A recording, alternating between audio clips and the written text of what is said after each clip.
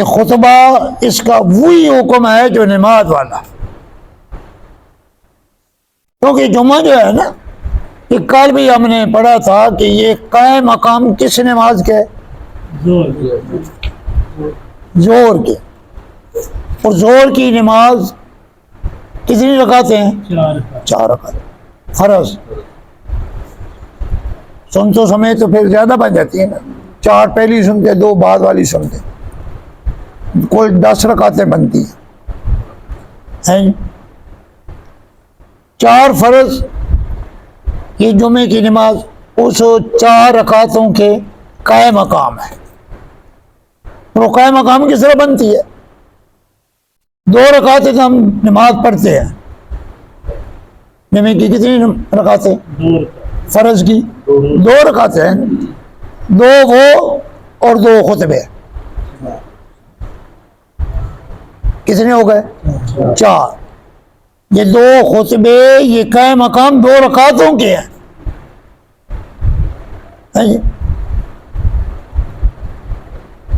لہذا اور جس طرح جنازے کے اندر 4 تکبیریں کتنی پکئی گئی؟ 4 تکبیریں، اور یہ تکبیر وہ ہے کہ ہر رکعت کے قائم مقام ہے۔ اس لیے جمعے کی نماز اور خطبے کے احکامات یہ سارے کے سارے نماز والے ہیں۔ بولنا نہیں، کسی کو جواب نہیں دینا ہے جی، وغیرہ وغیرہ، خاموشی کے ساتھ بیٹھنا ہے، توجہ کے ساتھ خطبہ سننا ہے، کوئی بات کر رہا ہو اس کو منع نہیں کرنا ہے جی۔ اب چونکہ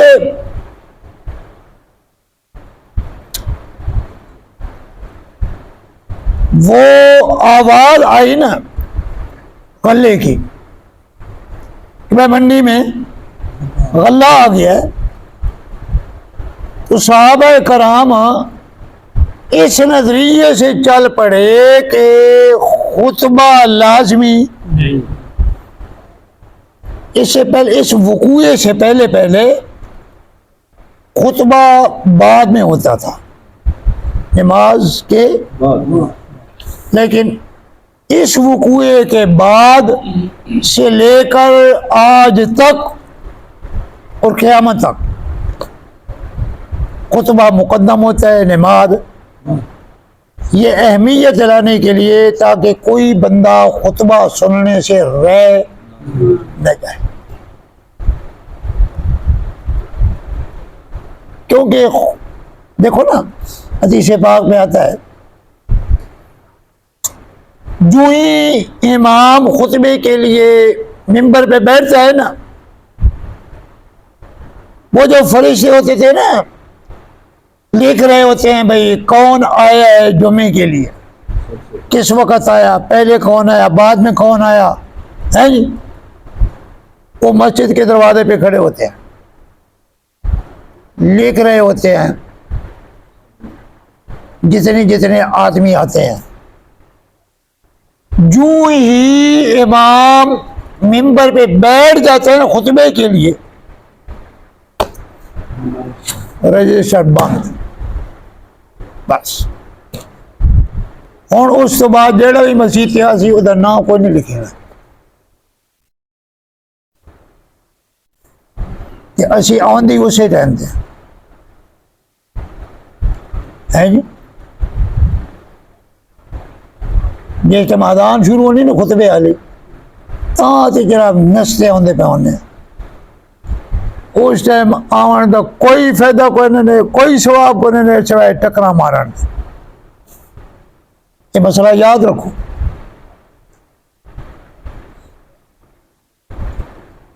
تھوڑے نام اعمال چو جمعہ کو نہیں لکھیا گیا، فرشتے نے رجسٹر بند کر لینے، بند کر کے آ کے بندے میں نال صفن بہ جاندے ہیں۔ ہون تسی اپنی عادت نہیں پہ بدلنے نہ دیا، جس میں ساری اکھیں لٹی جانی ہیں نا، اس ٹائم اسی افسوس کریں گے، آکھیں گے او ہو یار کاش کہ اسی رسول دی گل من لیں گے۔ یہ مسئلہ یاد رکھو، امام جس ٹائم جمعے دی خطبے دی اذان شروع ہو جانی ہے، اس تو بعد جیڑا بندہ آئے گا او دا نام نہیں لکھیا گیا،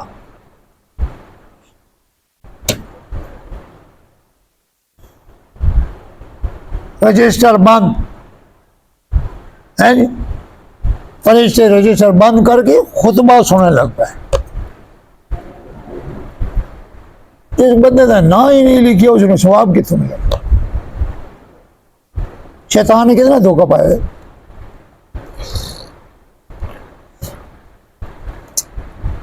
بہرحال سوائے افسوس کرنے دے اور کوئی فائدہ کوئی نہیں۔ تو بات یہ بتا رہا تھا کہ اس وقوعے کے بعد پھر نبی صلی اللہ علیہ وسلم نے خطبہ پہلے کر دیا تاکہ لوگوں کے ذہن میں جو یہ خیال آیا ہوا ہے نا کہ نماز لازمی ہے اور خطبہ لازمی، تاکہ وہ خیال نکل جائے۔ اور ساڑھا خیال ہون بھی نہیں جا رہی ہے، بھائی نماز پڑھنی بس جماعت نہ رل چاہیے، خطبہ بھاویں سنی پہ جا، اچھا نہیں نہ کرتے پہ جی نو کھلونا بنایا، مذاق بنایا گا، اپنی منمانیاں پہ کر دیں، کوئی شرم حیا نہیں ہے ساڑھے اندر شریعت دا کہ بھائی شریعت ہے ساڑھی بار بار منتہ پہ کر دی، ترلے پہ کر دی ہے، کوئی ایسی اللہ کے رسول دی گل تو بنی ہے نہیں، اسے اپنی کلی دے پکے یہاں سے۔ فرمایا وَإِذَا رَأَوْا تِجَارَةً، جب انہوں نے دیکھی نا تجارت اور نکارا بجا، آواز آئی کہ مدینے والوں منڈی میں غلہ آ چکا ہے، جنہوں نے لینا ہے آگے لے جاؤ۔ اب صحابہ کرام کئی دن کے بھوکے تھے، گھر میں راشن نہیں تھا، ہے نہیں، سوکھے چمڑے پانی کے اندر بھگو بھگو کے چوستے تھے، ہے نہیں، درختوں کے پتے کھایا کرتے تھے، کھانے کو کچھ نہیں ملتا تھا، ہے نہیں، حتیٰ کہ اتنی حالت بھی حدیث پاک میں آتی ہے کہ صحابہ کرام کا پاخانہ اس طرح نکلتا تھا جس طرح بکری کی مینگنیاں خشک نکلتی ہیں، ان کی حالت سی۔ جب انہوں نے آواز سنی نا انفضوا، چلے گئے منڈی میں غلہ لینے۔ تو غلے کی مقدار تھوڑی ہوتی ہے، خریدنے والے زیادہ ہوتے ہیں، ہے نہیں، ہر بندے کی کوشش یہی ہوتی ہے کہ بھئی یار مین مل لے کہ نہیں میں رہ نہ جاواں، ہے نہیں، اس لیے وہ جلدی جلدی چلے گئے، ایک گیا، دوسرا گیا، تیسرا گیا، چوتھا گیا، پانچواں گیا، ایک کے کر کے انفضوا، سارے اکٹھے نہیں اٹھے، ایک کے کر کے انفضوا، کھسک گئے الیہا، اس غلے کی طرف، اور وترکوکا، اے میرے پیغمبر چھوڑ دیا انہوں نے آپ کو قائما، کھڑے حالت میں۔ آپ صلی اللہ علیہ وسلم کھڑے ہو کے خطبہ دے رہے تھے۔ حدیث پاک میں آتا ہے چند صحابہ صرف پیچھے رہ گئے تھے، متعداد بھی ہے 12 صحابہ گنے چنے، یہ رہ گئے، باقی سارے چلے گئے۔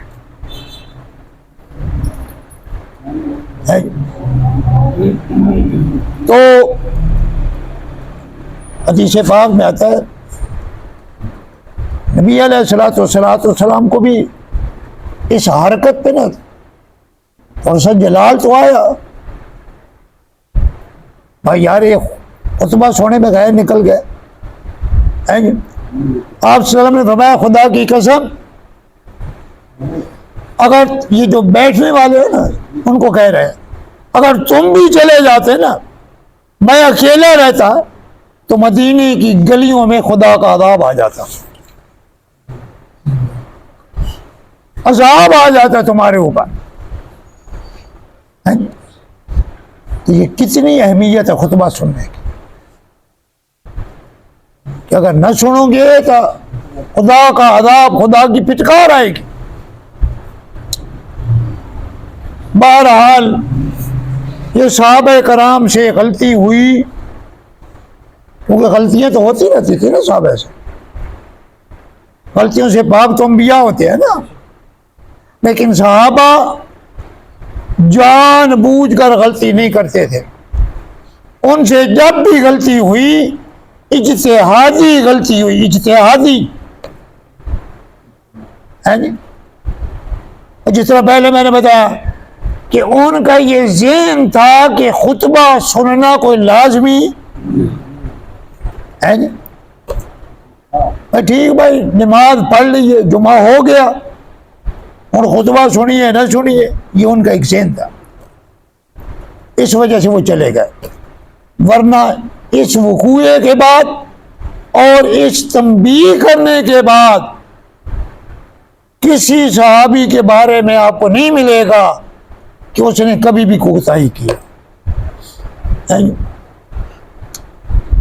قل کہہ دیجیے اے میرے پیغمبر ما عند اللہ، جو کچھ اللہ کے پاس ہے نا، جو کچھ اور خطبہ سننے میں، نماز پڑھنے کے اندر جو ثواب اور جو اجر اللہ کے پاس تمہیں مل رہا ہے نا، خیر من اللہ و من التجارہ، یہ دنیا کی تجارت اور دنیا کے کھیل تماشے سے کئی گنا بہتر ہے۔ ایک اللہ ہے آج تُساں لے لیا کل پھر ختم ہو جانا ہے جی، کہ ثواب یہ باقی رہنا ہے۔ اور واللہ خیر الرازقین تے فرمایا انہاں مڑیاں تے بھی یقین نہ کی دے کرو ہے جی، نپٹے نہ اسباب تے یقین نہ رکھو کہ بھائی ہے کوئی شے نہیں تو ہن کیا کریں گے، تو کنج نہ گزارا ہونا ہے جی۔ فرمایا نہیں اسباب پہ نظر نہ رکھو، نظر رکھو کس پہ؟ مسبب الاسباب میں، اللہ کی ذات پہ۔ اور اللہ جو ہے نا وہ خیر الرازقین ہے، وہ بہترین رزق دیتا ہے۔ اللہ جب رزق دینے پہ آئے ہے جی تو اللہ مٹی کو بھی سونا بنا دیتا ہے جی۔ ابراہیم علیہ السلام جب وہ ریت کی بوری اٹھا کے گھر لے کے آئے،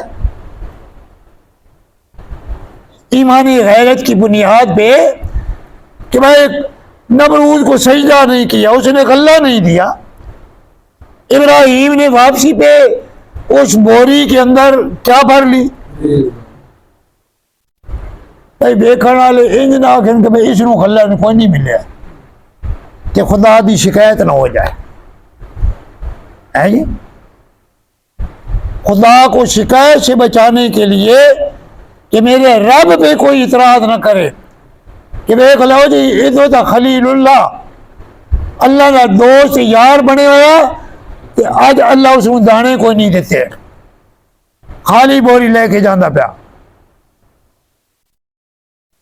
ہے جی۔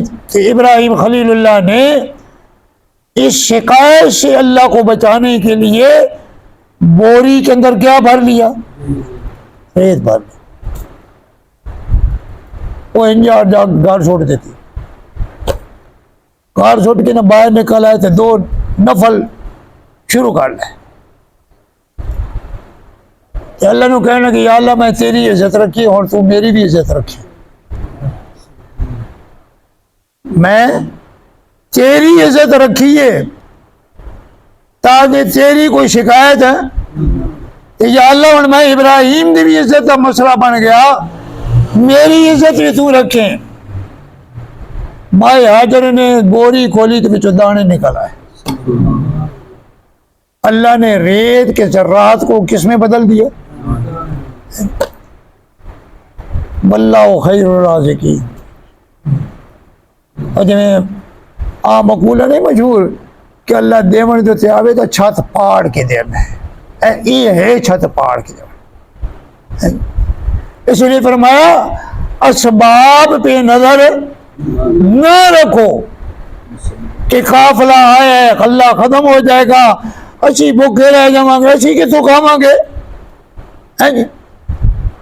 واللہ خیر الرازقین، توکل، یقین، آسرا، سہارا، بھروسہ یہ کس پہ رکھو؟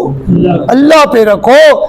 اللہ بغیر منڈیوں کے بھی تمہیں غلہ دے دے گا۔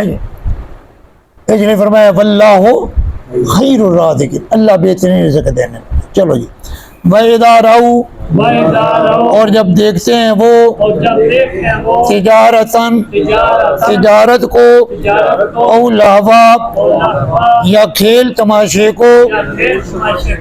یہ کھیل تماشا بھی اسی دنیاوی معاملات کو اللہ نے کہا ہے جی۔ یہ کھیل تماشا نہیں کہ باہر کو کوڈی کھلوتی ہے تو صحابہ کرام ویکھن ٹر گئے ہے جی۔ اسی یہ لاو و لب کس کو کہا؟ اس دنیا کے معاملات کو۔ وہ جس طرح دوسرے مقام پہ ہے نا کہ الدنیا لعب و لہو و تفاخر، ہے جی، کہ دنیا کیا ہے؟ یہ لاو و لعب ہے۔ تو لاہوا جب دیکھا انہوں نے لاو و لعب کو ہے جی، انفضوا کھسک گئے الیہا اس کی طرف، وترکوکا اور چھوڑ دیا انہوں نے آپ کو قائما کھڑی حالت میں۔ قل کہہ دیجئے ما عند اللہ جو کچھ اللہ کے ہاں ہے، خیرون یہ بہتر ہے، من اللہ لاو و لعب سے، ومن التجارہ اور تجارت سے، واللہ اور اللہ تعالی خیر الرازقین بہترین رزق دینے والا ہے۔ سبحان اللہ۔